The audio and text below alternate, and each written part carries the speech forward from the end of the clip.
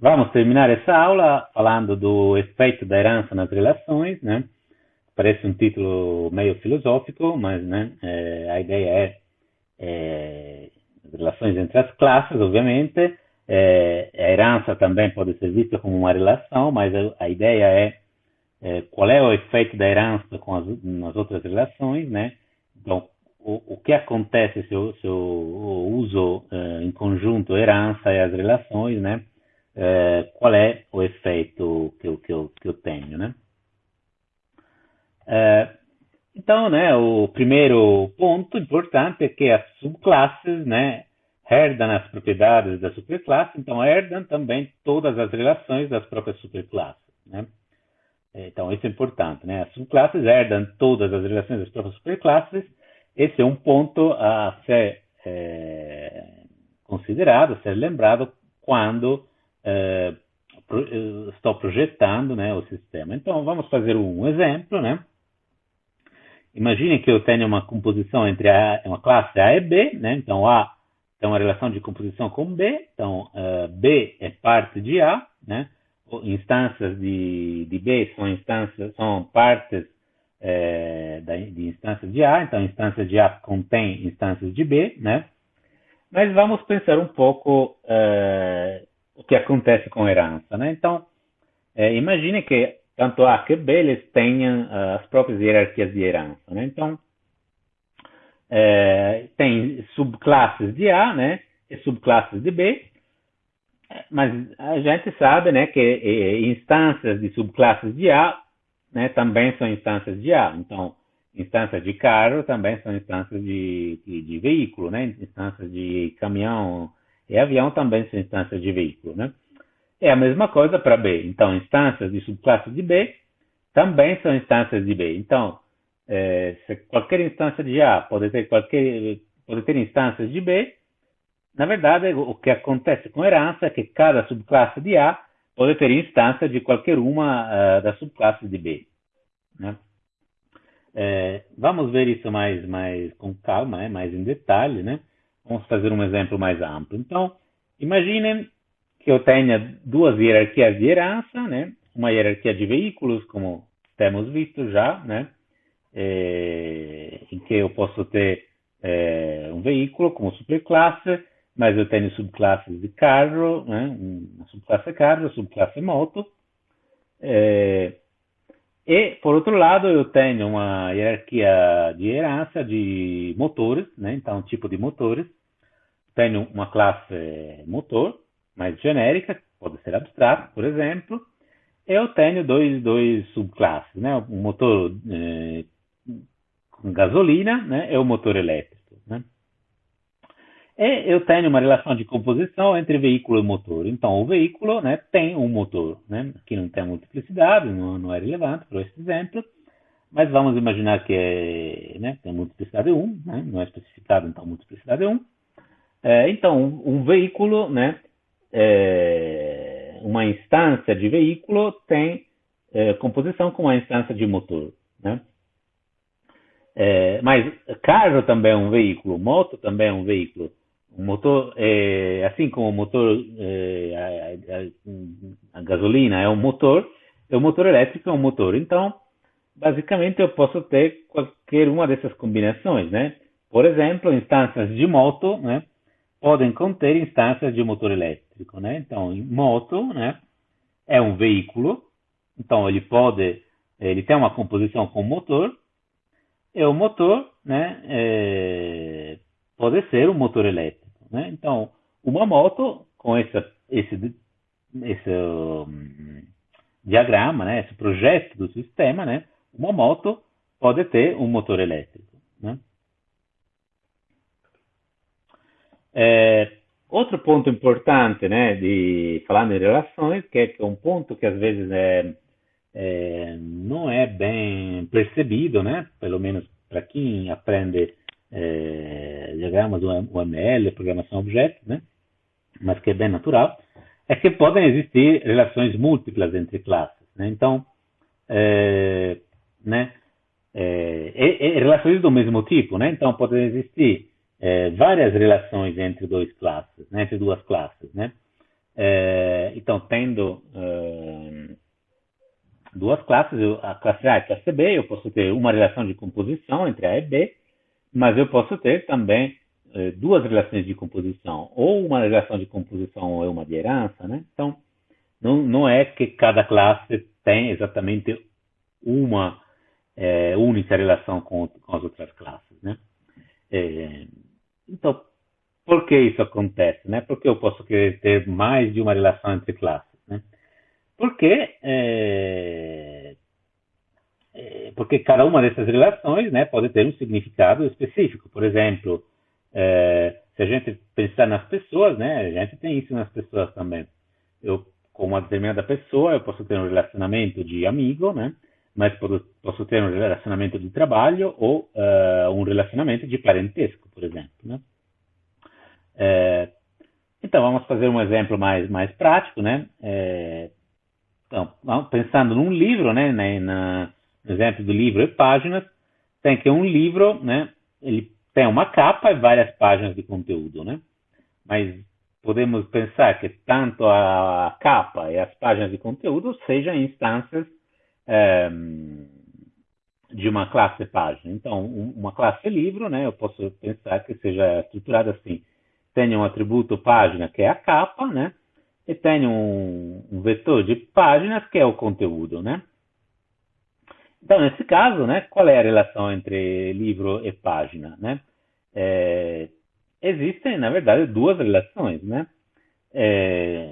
A classe livro tem duas relações de composição com a classe página, né? Tem uma que é de multiplicidade 1, que é a capa, né?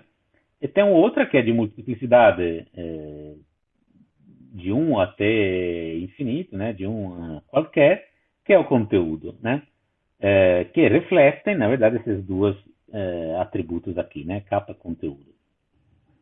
Então, no UML, né, quando existem múltiplas relações, o papel de cada uma dessas relações é explicitado, né? Então, aqui o livro tem uma relação de composição de multiplicidade 1, que é a capa, né? E uma de multiplicidade de 1 a asterisco, que é o conteúdo, né? Então, nesse caso, né, tem duas relações, né? Agora, vamos pensar mais, né, em relações, né? Que é a ideia exatamente de projetar o software, né? Então, vamos pensar, existem outras formas de representar essa situação? Então, que um livro tem uma capa e várias páginas de conteúdo, né?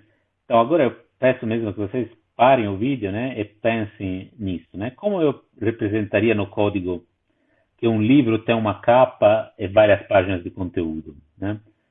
Essa é a única forma, né? Essa que temos visto aqui é a única forma de representar. Tem outras, né?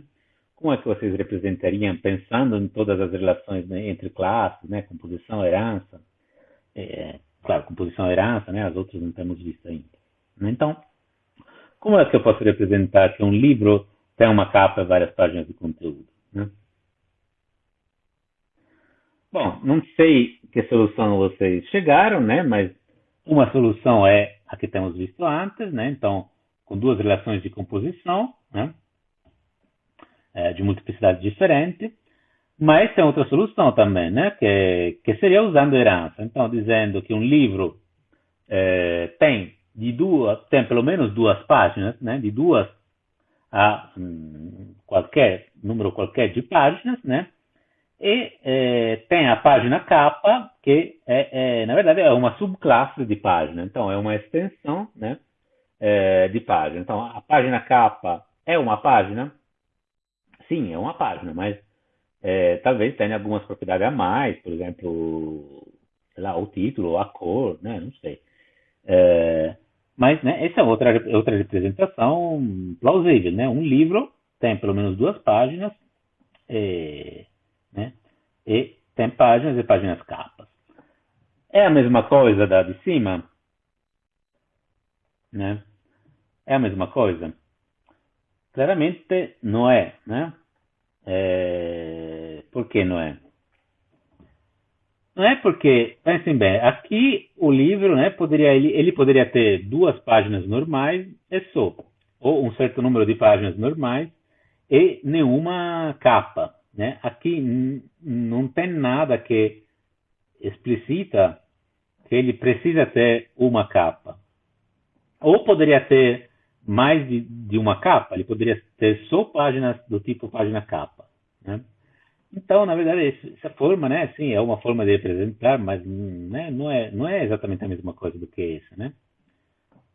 Então, a forma de como vocês especificam as relações entre classes, né, dá uma representação mais ou menos exata do qual é o problema, do qual é o sistema que vocês precisam implementar, né? Então, por isso que projetar o sistema antes, né, é importante, né? Aqui, na verdade, você vai ter livros que têm qualquer número de páginas, que podem ser páginas capa ou não, né? Aqui você tem uma página, que é a capa, e outras que são o conteúdo, né?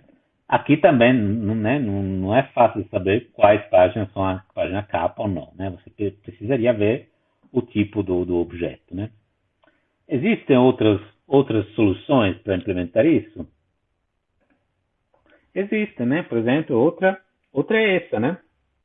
É a terceira solução. Então, eu posso ter um livro, né? Ainda manter essa divisão de página e página capa, né? Então, a página é superclasse da página capa, mas, né, de alguma forma, fazer um mix entre as duas representações que temos visto antes, né? Então, eu tenho um relacionamento de composição com um objeto de tipo página capa e um certo número de uma relação de composição de multiplicidade de 1 a x, né, com objetos de tipo página, né?